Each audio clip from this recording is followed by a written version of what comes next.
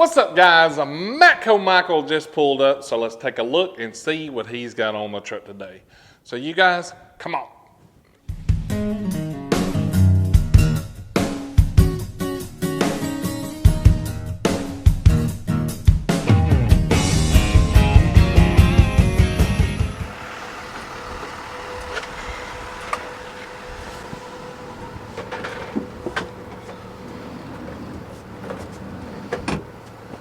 Everybody has bragged about your brownies. You didn't read the comments last week? I don't read comments. The brownies was more popular than the drill bits. Yeah, those are giveaways. This week we have brownies / cookies, so we try to have a little treat for everybody. Everybody was like, man, forget them drill bits, what about them brownies? We got to do something that I won't eat, so I don't eat chocolate. So brownies and chocolate chip cookies, it don't worry me. There you go. But yeah, some dealers do candy, some dealers do.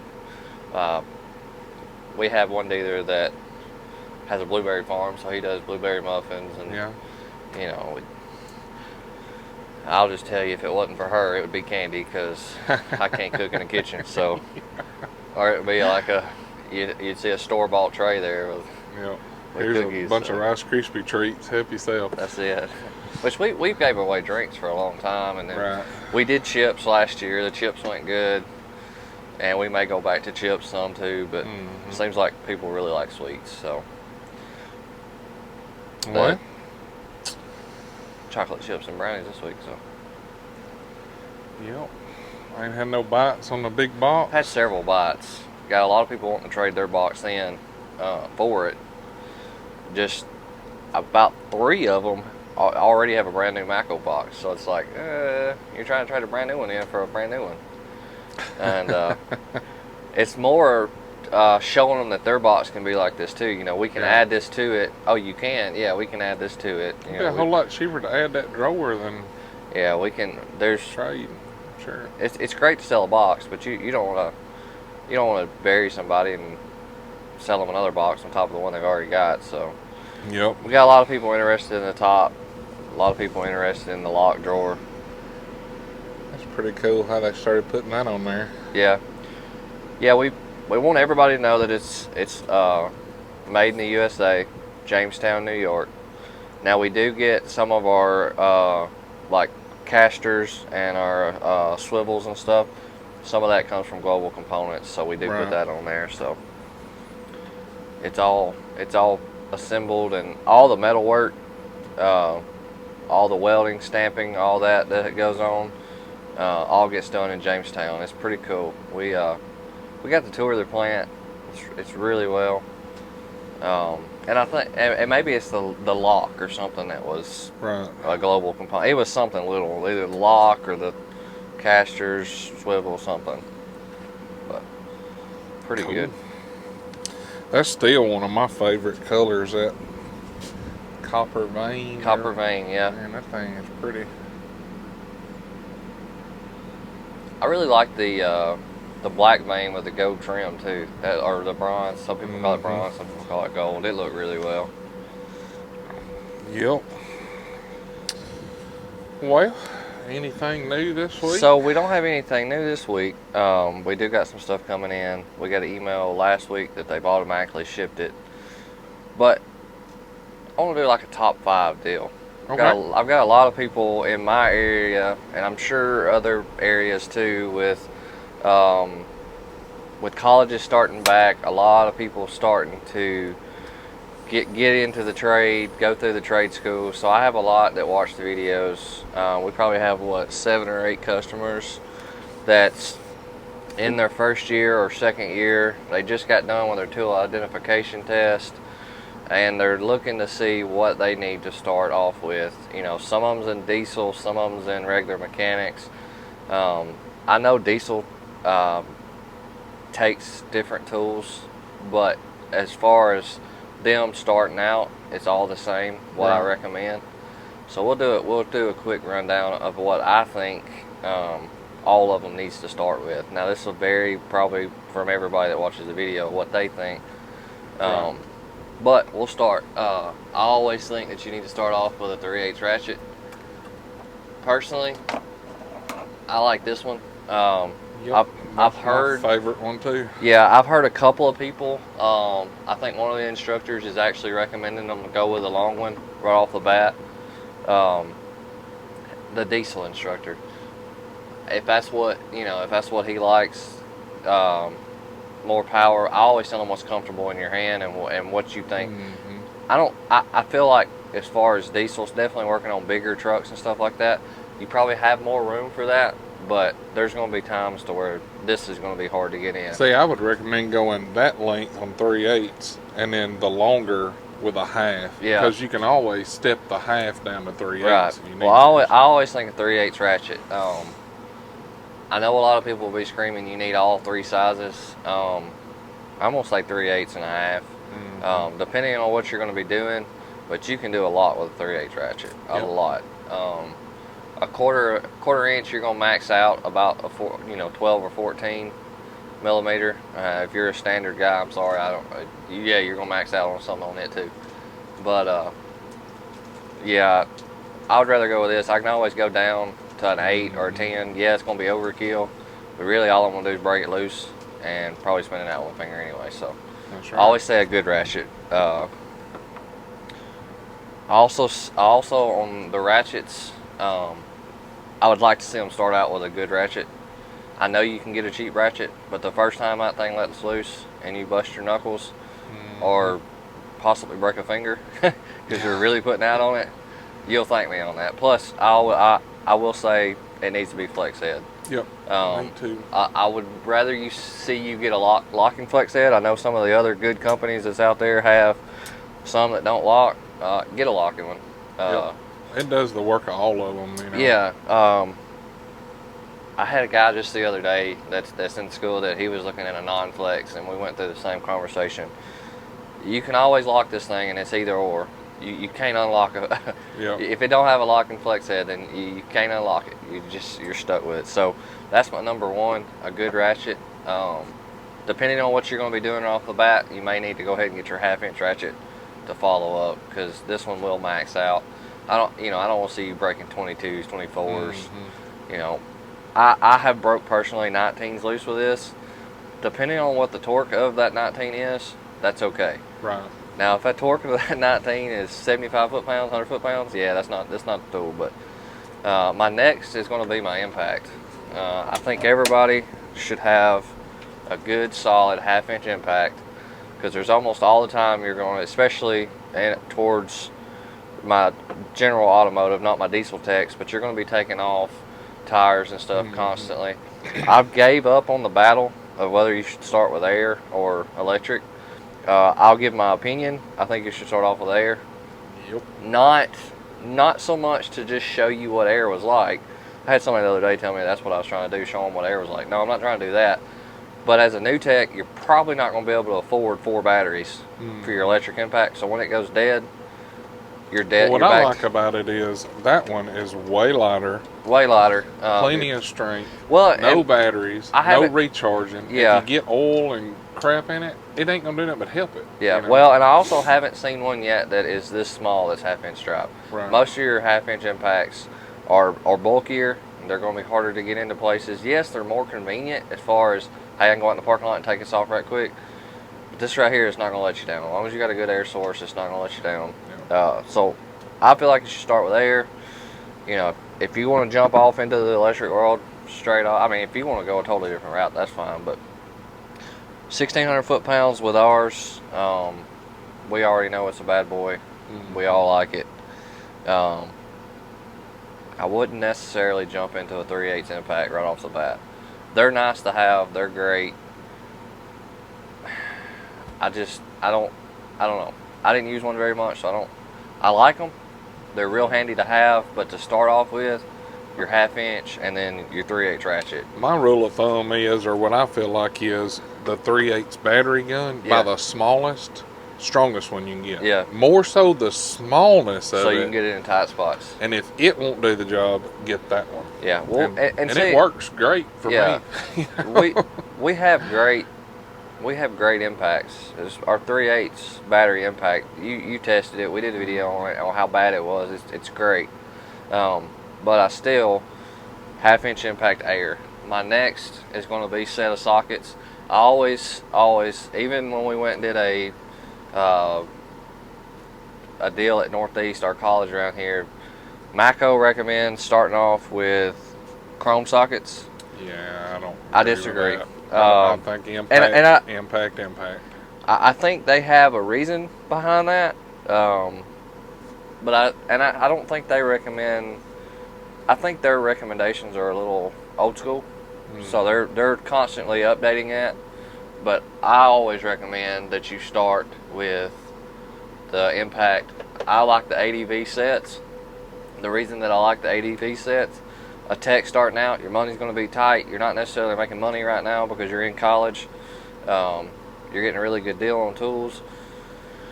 Get these here because they come short, deep, standard, metric. Yep. So you take all your sets, you got them all at once. The only downfall of these that I have heard is they're in cases and not on the individual slides, but cases are perfect because when you do have to take it out or you have to move a lot, it's easy to see what's it's missing. easy to see. And I have noticed in a lot of shops that if there's any techs that's constantly moving around, it's the new techs. Yep. The senior techs, the veteran techs, they've got their toolbox set up. They're not doing it. It's in my bayers nowhere.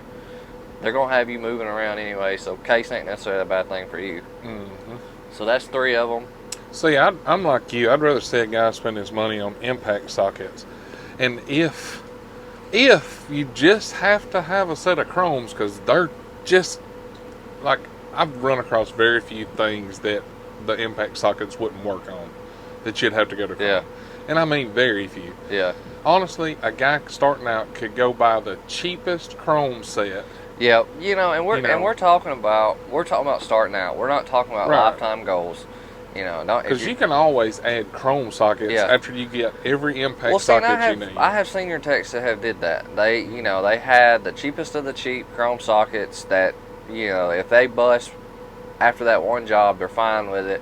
And they've added a good set of Matco chrome sockets later on in the life, and that's fine. But I have never put a ratchet on one of these here and it tell me no, it's not going to do nothing. Yep.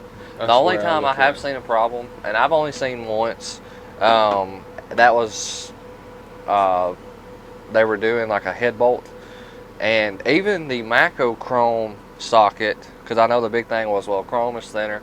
Even the Matco chrome socket compared to the ADV socket, they were both too big.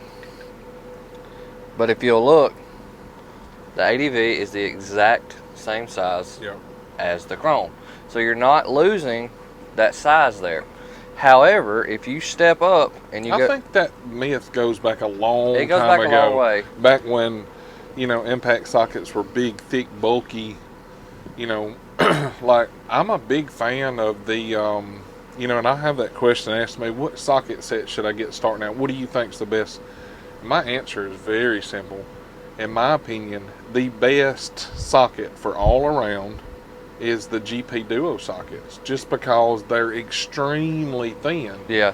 And I explained to everybody, the downside is, you don't have the tool truck warranty with those. Yeah.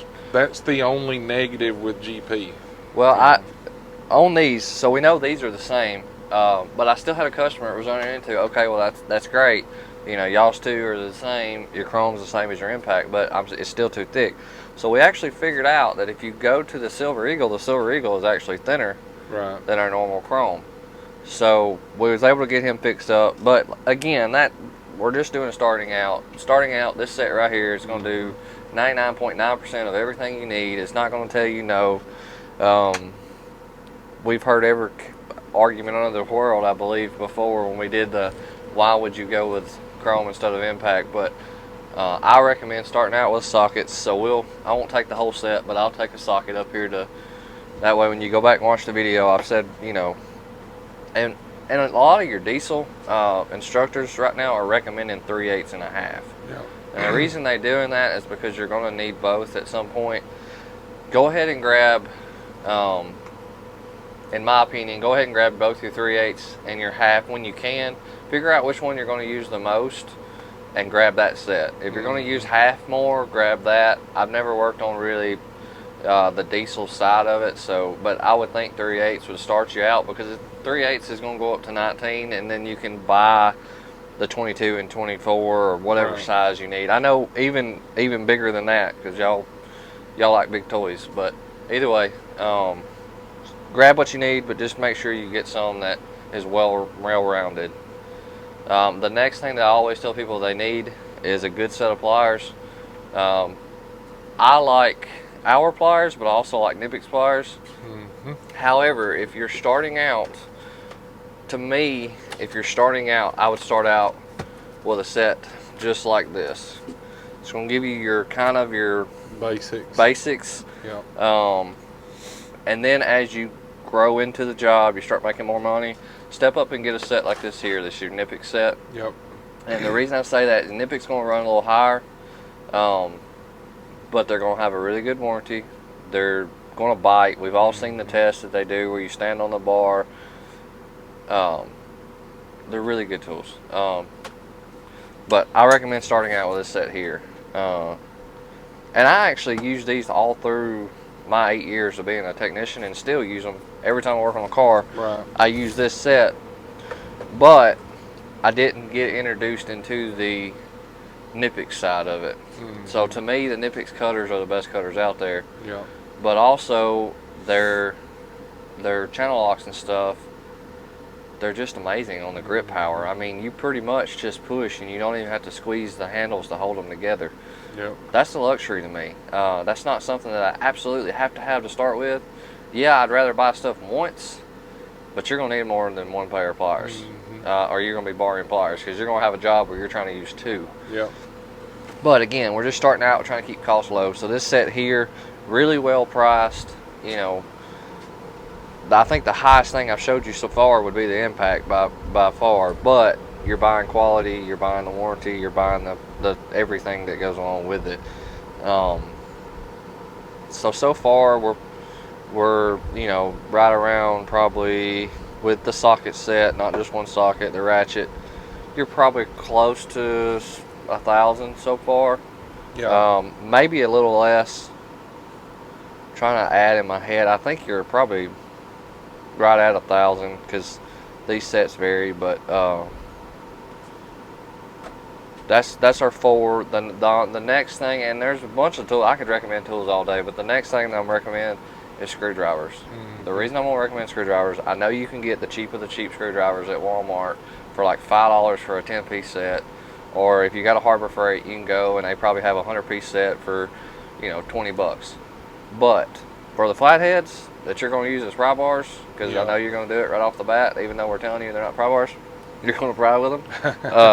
That's true. That doesn't bother me. Flatheads now are almost just, I mean, band claps are about it, but they got an 8mm usually that you can use. But as far as your Phillips, when you get that tight Phillips screw that's going to be somewhere, I don't know where it's going to be, whether it be interior. You don't really see a whole lot of Phillips on the outside, the motor area and stuff, but interior work, somewhere that you really need it not to strip. If you have a cheap screwdriver, it's going to strip at some point. It's going to leave you cussing and wondering why you took this profession. Yep. So that is true. I can speak from experience there, because I've done it. I thought, screwdriver. That's right, at the house. A screwdriver and a hammer will teach you how to cuss extremely fast. Right, and yeah. I don't recommend starting out with a 5-piece set. And the only reason I don't recommend starting out with this set, I actually sold my bigger set to Preacher Man. Kevin bought it this week, but I recommend the 10-piece set. And the reason I do that is it has your 2 stubbies, but it also has a more variety of your Phillips. This set here is heavy on your about said it, your flatheads, not your pry bars. But we all know that's exactly what those are. Like, I know you're a tool guy and you have to advertise them as flatheads, but they're pry bars. I almost said it wrong. But either way, it comes with 4 Phillips, 4 flats, and your stubbies, which make your 5th Phillips and your 5th flathead. But I recommend starting out with a 10-piece set. like I said, the flatheads I'm not worried about. The cheap of the cheap, it's gonna do you starting out just fine. You're gonna get to that point as a tech to where you want your tools to all kind of be top quality tools that you can show off.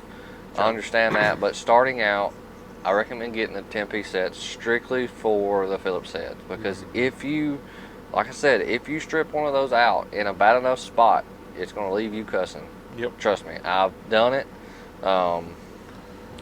Probably get worked up over thinking about it, how long it took me anyway. And it normally doesn't in the worst time. It normally does it when they come to you and they say, hey, we need this done really quick. They got to go. Customers waiting. You know, blah, customers blah, blah. waiting. They've been here too long. We forgot to bring you the ticket. That's when it's going to do it. They're going to be yelling at you. You're going to be screaming at yourself because you stripped this screw out. And you're usually going to throw in, somebody did it before me, but they might not have. They might have. But That's true. They might not have. I know my most used tool, and I use it on every You know, I forget the flashlight on every one. job. Like, honestly, I could live without my Matco ratchet. I could live without my fancy screwdrivers. But if you can't see, Well, you can't do it. And that right there, it don't matter what I'm working on. I catch myself using this in the office looking for crap in the drawer. yeah. You know The main reason I don't say flashlights right off the bat, because almost every mechanic, that's the first thing they're going to get for Christmas when their family realizes that they're a tech. They're going to get a flashlight, or they're going to get one of those quick piece jump start sets, or they're going to get, you know, they're going to get something. I really love the Streamlight strictly for the warranty. I've been asked before, hey, you push these Streamlights, but about once every, 5-6 months I have to get another one. Why you push them so heavy? Well, I push them because when you got to get another one, what happens? They replace them and they I don't hand worry you about another it. one, no problem. And you're going to lose it. At some point, you're going to lose a flashlight. Yeah. When you lose that flashlight, if you've got the rechargeable, you're paying, around 34, 40, 45 bucks. Yeah, does it sting a little bit? Yeah, but if you've had it for 6 months, you're like, okay, whatever. I need another one. Gotta have it. Yep. But I like the rechargeable. Well, that's like me. I lost mine, you remember? And you showed up the next morning and I bought another one. I bought this green one the next morning. There's a lot of tools on here that people try to debate whether they need it. They'll pick it up 4 or 5 times. If they lose their flashlight, it's the first thing they pick up. So I guess we can do top 6. Throw a flashlight in there. That's my most used tool of all of them, because it's used on every single job, regardless. Even like looking to see, like somebody pulls up, hey, will you take a look at my car? It's always, I use it before I will a test light or a scanner or anything else. So it's hard for me to really recommend. I know on everything I've said go this way. I guess if you're just starting out, getting the ones with batteries are fine. But I would quickly go to the ones that's rechargeable. See, I would say look at the price difference between these and those. Because first thing you have to do is consider the lumens. You're getting 3.5 times the lumens of it. Yeah, they recently just upped the lumens on these. If your batteries, you're going through, a 2-pack of batteries a week, and it wouldn't take very long to... Well, and the only reason people justify the batteries now is because some shops provide the batteries. Yeah. But that's still, if that battery's going to die, same as with that screwdriver, it's going to be when you finally got your arm bent 14 different ways to get it in that tight spot. And then it goes You've got dead. your flashlight in your mouth. Don't tell me you don't do it, because almost every tech does it. You got the flashlight in your mouth. You're right in the right position. The flashlight's going to die. You can't see nothing. You drop your socket. Now you can't find it. I would be. I keep looking at this number right here, 100 lumens versus 350, because the brighter the better most of the time. Yeah, I know a guy that says that you can't be too bright. So if it can burn your cornea and your retina's no good anymore, that's too bright. But I want one click under that. Yep. Yeah, and they're starting to do flashlights. We got one up there now that they've got to where you can dim it. I'd leave it on the high setting. Like when I turn this one on, it's got the double click function for high. Like I don't even know how to mash the button one time anymore. It's 2 clicks before I. Yeah, well, that's just how it works. Which once you get past that, there's gonna be a lot of stuff that I'll kind of show you your ways. There's still going to be stuff you need. You're going to still need pry bars. You're going to still need, eventually you're going to need your snap ring pliers and stuff like Hammers. that. There's going to be a lot of stuff. You're going to need your Torques and your Allens, and we're talking about starting out. What can I spend the least amount of money on but get good quality tools that's going to do the job. So I figure most guys are going to start out doing oil changes and brake jobs. Yeah. So that's why I would say a hammer would be a good add-on, and you're going to, and that's the the small pry bar. I wouldn't even worry about buying the set to start with. I'd buy that. Yeah. The 10-inch or whatever pry bar. Well, and the thing about it is, if you're a tech, you're usually never not buying tools. Yeah. So this makes it look like when you walk into that shop, it's like, okay, he's buying the tools that he needs. But you're probably about 2 weeks into that job, you're probably going to realize, oh, I need this. Yep. Let me go buy it. But you, at that point, you've started making that money. This is to get you to the point of making that money, and a lot of my guys are already working at some shops, which is really great because they're already getting experience. They're going to have their certification in it, but they're already buying tools because they're already making money. Yeah. But they're still doing the same thing, what do I need to walk in the shop with when I... Well, see, that's what a good thing like this, you get $1,000 worth of free tools. So a guy could buy that cart Yeah. for about $23 a week, and he got all the tools that you put up there to start with. Yeah, I think it was close to 1,000. It may have been a And then little you still more. got some wiggle room there, like, don't buy it all at one time. Wait and see next week. Okay, well, I could have used a test light. Let me get a test light. Well, and that's the thing with this cart. The prices are always adjustable. Like I put 1,000 because that's a round number. Right. But say you wanted to go, well, I've got $25 a week that I can spend. Well, that may be $1,500 worth of tools. You may have just bought every tool you needed to start out with that you can go with it. Now, you're not buying the Nitpix pliers. You're not buying the electric impacts instead of the air. Air is usually always cheaper than your electric. You're not buying the chrome sockets because one rail of those may be $300-400. Right. You're getting what you need, the basics. A good set of screwdrivers, flashlight, ratchets. Getting what you need to do, and go with it. And now you're going to need an air hammer. I haven't seen a Tech 1 that hasn't needed an air hammer. If they say they haven't, they never use one. They really need to because they're going to buy one. Our hammers are nice. So, they're nice. There's been several jobs that, and the reason I bought an air hammer is when I was actually teching, I was swinging the crap out of a hammer for 30 minutes, and finally, one of the old timers come over and just handed it to me and said, "Here," and I'm like, and it just went right out. He's like, "There you go." I'm like, why didn't you do that at the beginning? He said, because you'd have argued with me that it wouldn't have been any faster. That's true. So, and there's reasons that is, and he was a really good, I didn't go to college for this, but he kind of taught me everything I know on that side of it, and he was really good at it, but he would let you mess up first, show you how to fix it, and then show you how not to do it. That's usually the best way to learn, too. Yeah, he would that definitely... takes all the doubt out of us. He know really what he's talking about here. Yeah. Well, and he would always tell you, well, do it however you think, and then I'll help you. Yeah. And you'd be lost way over here. He's like, here, do this. It's like, oh, man. That's true. But, yeah, you're going to need creepers and stuff. But, and especially on, like, the toolboxes and stuff, cart's always good to start out with. You can get your tools, your cart, and have a good price. And I have, we're thinking, and I think that's the big misconception here. When we do this, people go, oh, you're burying them because they're starting out. A lot of my people that's going to school are older. Yeah. They're changing. They're getting out of a factory setting and they're going back. They're learning how to work on stuff. So they got credit, Yeah. So they may have credit as low as, 6.99% or 9%, or they may have it as high as 23%. It just depends on them. But if you have a lower interest rate and you can do this right here and you can get it bought, that's great. But most of the time, and I've noticed this a lot more, kids have already bought a car, usually by college. They've either had a car given to them or they've bought a car. So if they bought that car on their own or had a cosigner, either way, it's establishing that credit, it's building that credit. Now let's find a way for you to be able to finance this. That way we can, A, build your credit faster. Plus, now you've got the tools you need to make the money you need to pay off both of them. Now you're going to pay off your tools and your car. hopefully buy a house, rent a house. Some people don't want to buy, I've noticed. But buy a house, start a family, do whatever you want to do. All of it starts with that few of the tools. That's true. You got to start somewhere in this industry. Big misconception that everybody's 18 going into it. Nope.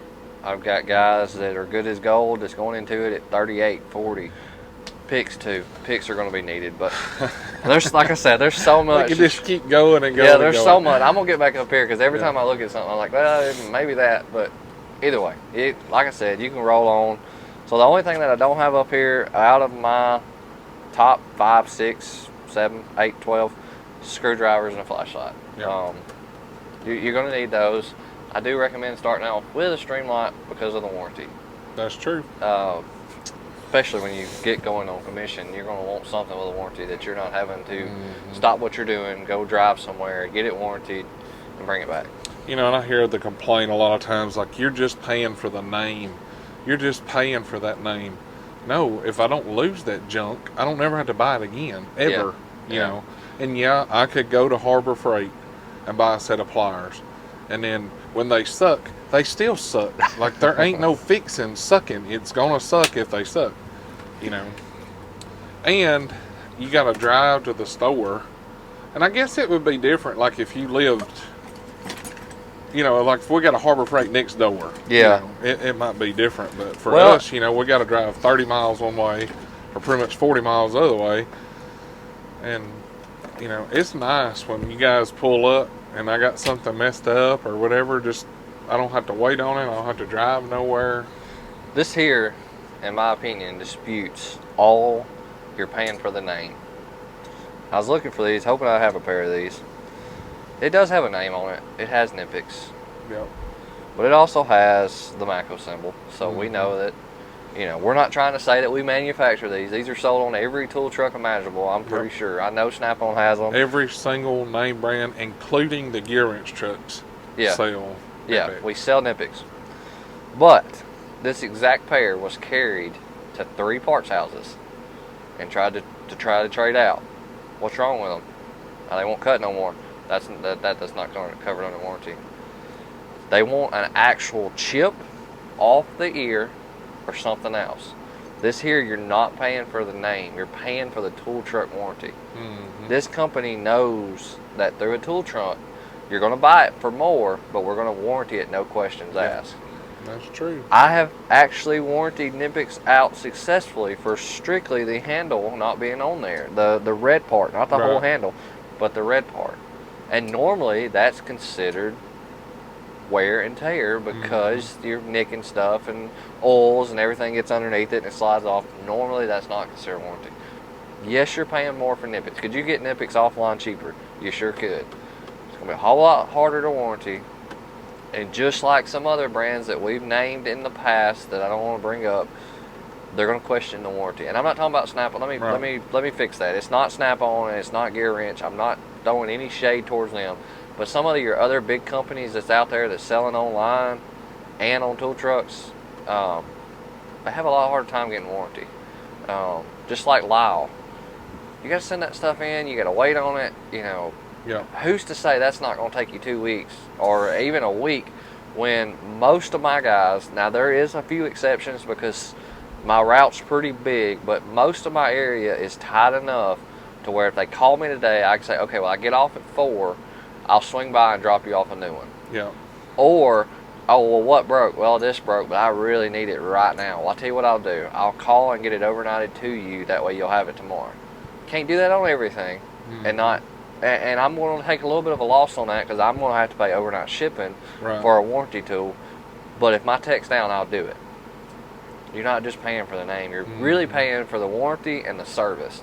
If your tool guy's not warranting it or servicing it for you, then the price is kind of high. Well, people, they forget the fact that, or they don't take in consideration, or maybe they don't have enough business sense to understand that, yes, it's going to cost more because first, this Matco, is involved. First of all, Matco don't own the truck. No. It's not a multi-billion-dollar company that owns this truck. Now, granted, the tools you sell are made from that, big high-dollar company. But they forget the overhead costs. They forget your trip payment. They forget your fuel. They forget the insurance. You know, everything that goes into maintaining this truck to run every day, plus the financing of carrying everybody's tools. Yeah. And before all of that, you know, I mean, after all of that stuff twinkles down the line, whatever drips out of the bottom of it's finally what you get to keep. You know, people, they forget the fact of that, you know. Yeah, well, and the big thing I saw some of it even on our giveaway, the comments, you know, well, you know, no needs to enter because I don't have a Matco guy. They can't get a Matco guy to my area. Somebody has to step up and say they want to own a business in that area. Yeah. You know, it's not, and I see it on almost every Matco post that there is, even on the Snap-on post. It don't matter. It's always, you can't get a dealer in my area, put somebody there, this, that. It's not that simple.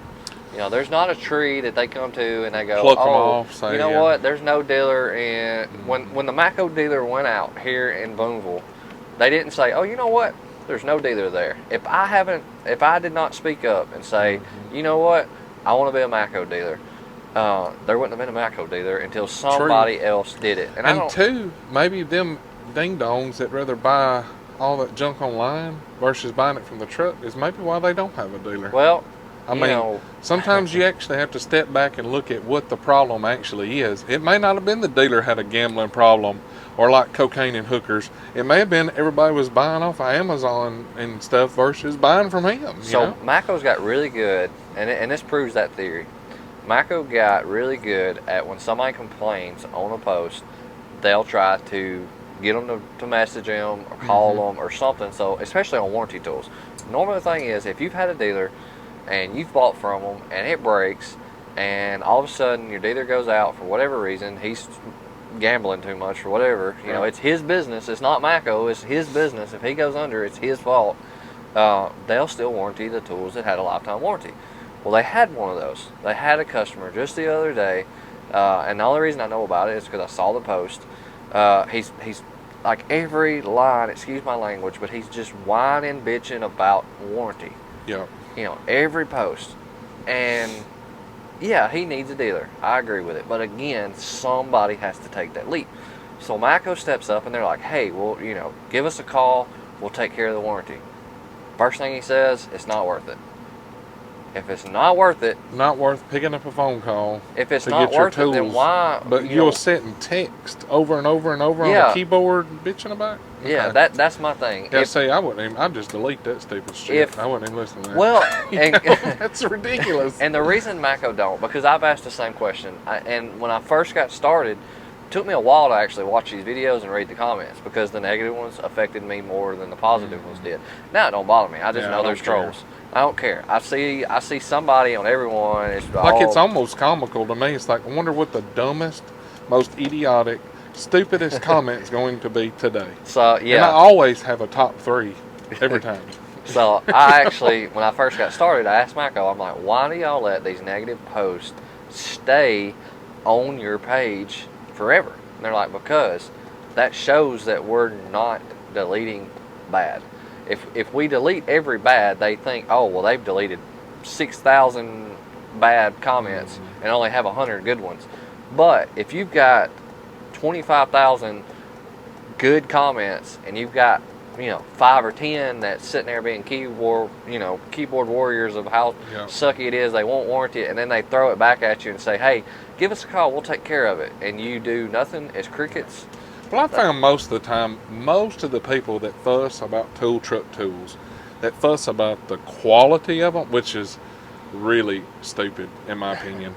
Nobody fusses about the quality of any, not just Matco or Snap-on, any tool truck tool, because they know, hey, we've got to be better than the competition in most of them, Yeah. Everybody fusses about the price, but nobody fusses about the quality of the tools. But most of the people that bitch about it probably don't even own it. Like, that's the guy that's, my Doyle screwdrivers is just as good as them Snap-on and Matco. But never own one. Yeah, but they've never held it. And I've had people talk crap about Matco impacts or Snap-on impacts. Well, what kind of impact? Oh, I got a Harbor Freight Brute.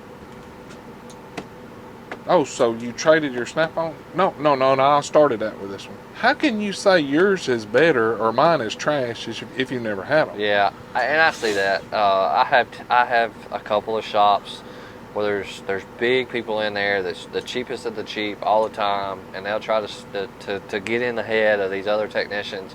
And the first thing I tell them is, did they borrow yours?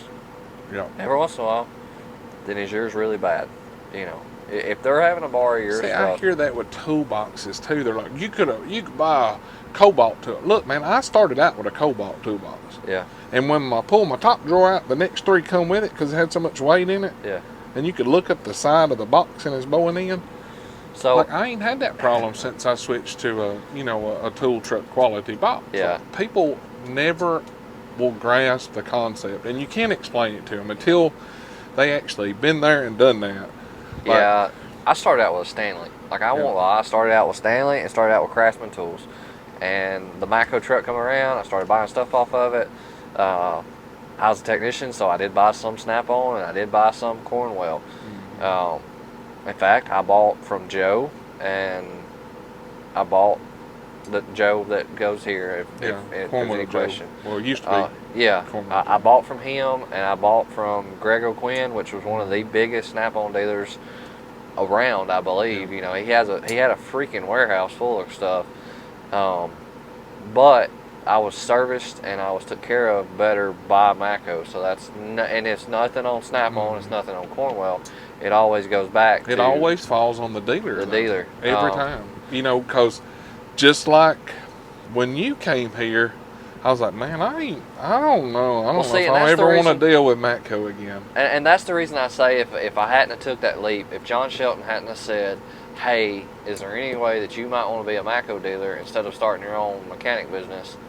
If he hadn't have did that, if he hadn't have started it, I don't know that I would have ever did it, and I don't know if anybody else would have from this area, because everybody kind of got burnt. You know, and that was the thing. I had to make myself kind of step back and be like, look, this guy's not my old guy.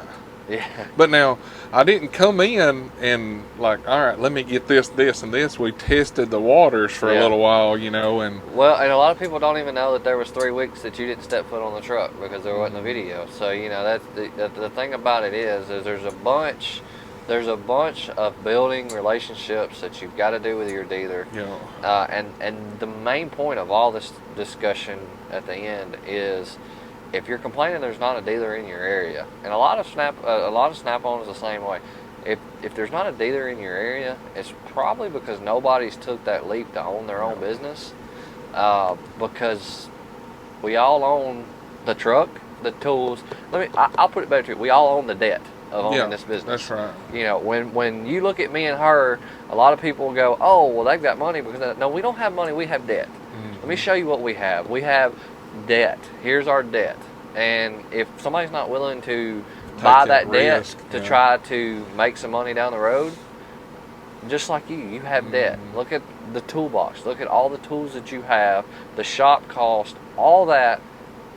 At first, unless you started off rich, you've got that debt to begin with. Yeah. So if somebody's not willing to do that, that's why Matco can't just say, they can't go out to your area and go, you're going to be the next Matco dealer. You're going to be the next one. True. You know, there's no way. You touched on a good point a while ago when you said when you was a technician, I had a Stanley box and I had these tools. You know, you had tools of every kind.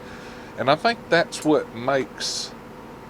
First of all, let me back up. Let me say this. And I don't care what tool truck a guy's driving, because everybody that has stock in a tool company, like, you're automatically going to say Matco's better or Cornwell's better if you have a Cornwell truck or whatever.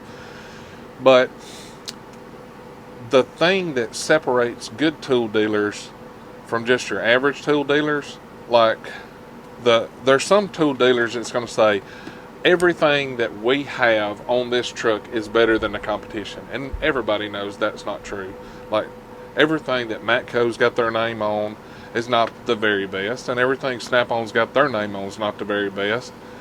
You know, same way with Cornwell or Gear Wrench or whatever. Prime example, why does every truck carry the Nitpix? Yeah. You know? Well, but that's what makes a good tool dealer, is he can say, look, this is what I have to offer you, and this is the options on it. Now I know that brand B has this, and everybody says it's better. Well, and that's what builds that relationship with your customers. We too. went through that Tuesday, and I'll just run down real quick. Electric ratchets was what brought up. Hey, I've got this. I want to trade in. I know you're a Matco dealer, but he felt like I would tell him the truth. So he goes, which do you recommend out of Snap-on, Matco, and Milwaukee? And I told him just like this. I said, yeah, I'm kind of biased on the Matco. I really like the Matco for several different reasons. But if I had to label it 1, 2, and 3, it would be Matco number 1. And I like, because he's looking at long neck, I like our 150 foot-pounds of manual torque. But I didn't automatically, I could have threw Snap-on straight to the bottom. Oh, no, they were number 2nd. Yeah. And ratchets, like if I had to name them, the Snap-on ratchet is 10 times better than the Milwaukee ratchet, in my opinion. I think so too. So I labeled the Snap-on ratchet number 2, and then the Milwaukee. There's several reasons that I would put the Milwaukee at number 3, and I discussed every one of them for him. And I told him, after we get done talking, if you put the Snap-on before mine, that's perfectly fine.